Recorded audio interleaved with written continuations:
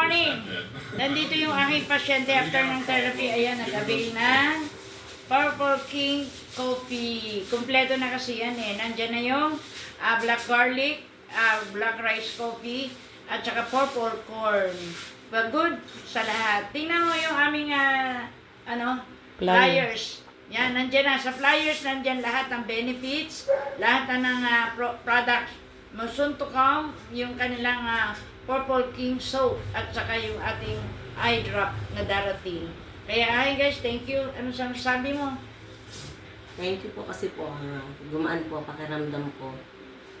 Nawala po yung sakit sa balikat ko. Thank you, Jesus. At saka yung hinga yung ubo. Ubo ko po. Lumuwag kanina, may lagnat ka, di ba? Opo. May lagnat kanina, ngayon, oh.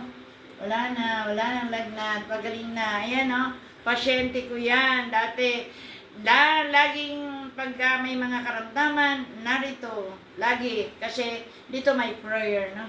Ang Diyos talaga naman nagpapagaling. Kaya, God, thank you so much sa lahat ng pasyente ko at sa lahat ng avail ng Purple King Coffee na alam namin the best para sa kalusugan.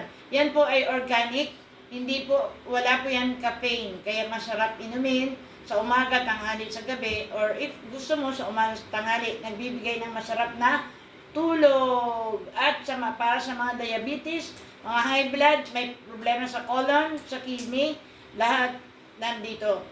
Sa puso, sa lungs, sa may mga bukol, inflammatory, ayan, napakaganda. Ayan po ang aming flyers. Kaya magpapa-develop kami, magpaparami. Salamat. God bless us all. Thank you. So, masarap ng pakiramdam? Masarap po.